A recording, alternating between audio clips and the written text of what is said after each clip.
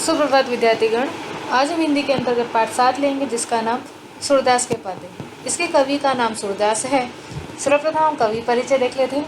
सूरदास का जन्म सन 1478 में हुआ और इनका निधन सन 1573 में हुआ।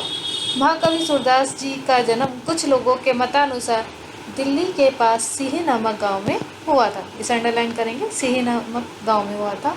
कई लोगों का मानना है कि इनका जन्म मथुरा के पास रुकना या रेणुका क्षेत्र में हुआ था। इसे भी अंडरलाइन कीजिए। इनका जन्मांध होना भी विवादास्पद है।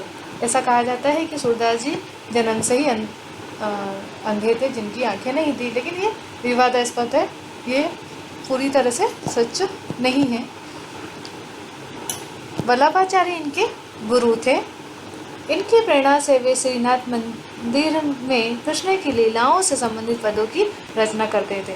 वल्लभाचार्य ये इनके गुरु थे और इनकी ही प्रेरणा से उन्होंने श्रीनाथ मंदिर में जाकर कृष्ण की लीलाओं से संबंधित पदों की रचना करी और श्री कृष्ण है वो सूरदास जी के आराध्य देव थे। ये कृष्ण के अनन्य भक्त थे। आइए देखते हैं अब हम पदों में कवि ने क्या कहा। वात्सल्य एवं श्रृंगार रस के वर्णन में वे अद्वितीय है। प्रस्तुत पद में सूरदास के अनन्य भक्ति भावना का परिचय मिलता है। उनका मन सिवाय कृष्ण के कहीं और सुख नहीं पाता। जिन आँखों ने कमल के समान नयन वाले श्री कृष्ण का दर्शन कर लिया हो, वे और देव की आराधना कैसे कर सकती है। आदित्य देव का गुणगान सुनने किया है। दूसरे पद में भी कृष्ण का मनमोहक वर्णन किया है। बाल कृष्ण की चेष्टाओं के माध्यम से बालक कृष्ण का मनोरम्य वर्णन किया है। अब हम एक एक पद को समझेंगे। मेरो मन अनंत कहाँ सुख पावे, जैसे उड़ी जहाज को पंछी फिरी जहाज पर आवे। कमल नैनन को छांडी महात्म और देव को ध्यावे। परम गंगा को छांडी प्यासो दुर्गमति खूब खानावे। जिहि मधुकर अंबुज रस चाख्यो यो करी फल भावे। सूरदास प्रभु काम धेनु तजी छेरी कौन दुहावे। अब इस दोहे की लाइन एक को हम समझेंगे। मेरो मन अनंत कहाँ सुख पावे। यहाँ पर सूरदास जी कहते हैं कि मेरा मन श्री कृष्ण के सिवा और कहीं सुख नहीं पाता है। जैसे उड़ी जहाज को पंछी फिर जहाज पर आवे। उन्होंने उदाहरण के द्वारा बताया है, जैसे मेरा मन अन्य देवताओं के यहाँ से भटक कर सिर्फ श्री कृष्ण के चरणों में ही आता है। जैसे जहाज का पंछी सब जगह उड़कर फिर से जहाज पर आता है, वैसे ही उनका मन है वो अन्य देवताओं के यहाँ से भटकर श्री कृष्ण के चरणों में ही वापिस आता है। कमल नैनन को छांडी महात्म और देव को ध्यावे।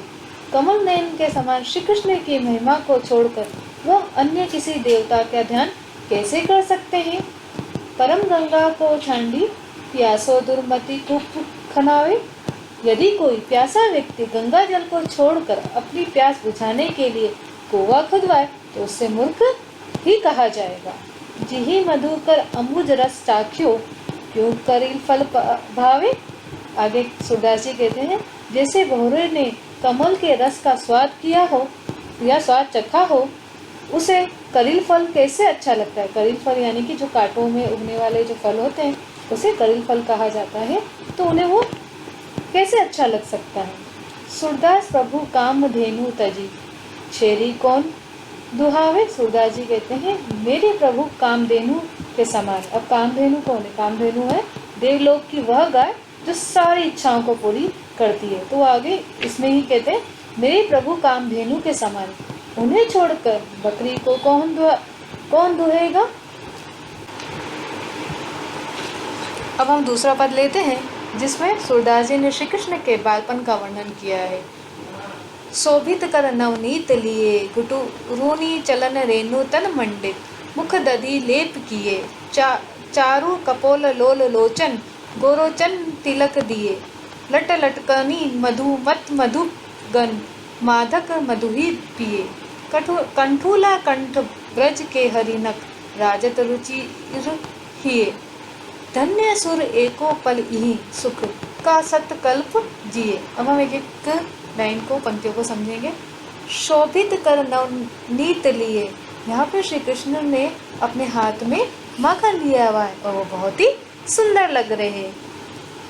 गुटुरूनी चलन रेणु तन मंडित मुख दधि लेप किए। यहाँ पर श्री कृष्ण जी है वो घुटनों के बल चल रहे हैं और उनके शरीर पर धूल लगी हुई है। अब जो बच्चा है घुटनों के बल चलता है तो नीचे फर्श पे चलेगा तो क्या होगा, उसमें धूल लगेगी।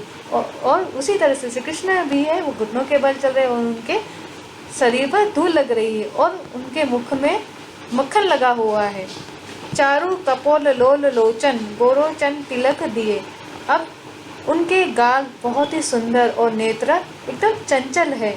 उनके माथे पर गोरोचन का तिलक लगा हुआ है। अब गोरोचन का तिलक का अर्थ होता है मस्तक पर जो आपने देखा होगा कि बच्चों को पीले द्रव्य यानी पीले रंग का जो तिलक लगाया जाता है उसे गोरोचन कहा जाता है। उसी तरह से श्री कृष्ण के माथे पर गोरोचन का तिलक लगा हुआ है, वो बहुत ही सुंदर लग रहे हैं। लट लटकनी मनु मत मधुप गन माधक मधुरी पिए। उनके सिर के दोनों कानों के दोनों ओर उनके क्या हो रहे हैं, बालों की जो लटें होती है वो झूल रही है और मस्त मधु पीकर मस्त हुए भौरों के समान लग रही है। कंठुला कंठ ब्रज के हरि नख राजत रुचिर हिए। गले में पहनी हुई उन्होंने क्या करके रखे, गले में चांदी की चौकिया बखन खा और बजरबट्टू की माला पहनी है जो उनके हृदय पर सुशोभित हो रही है।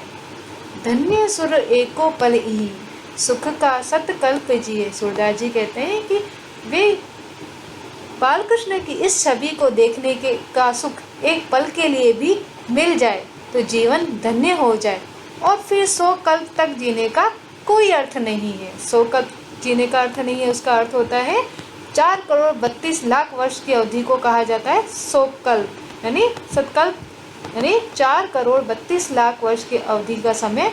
तो सूरदास जी कहते हैं कि यदि श्री कृष्ण के बालपन की जो छवि देखने को अगर उनका सुख मिल जा रहा है तो वे उनका जीवन धन्य मानते हैं, फिर 100 कल्प जीने के उनमें कोई अर्थ नहीं समझते हैं। यहाँ पर सूरदास जी के पद है वो समाप्त होते हैं। आप इसके शब्दार्थ अपनी नोटबुक में लिखेंगे तथा इसे वर्कबुक में पूर्ण करेंगे। धन्यवाद।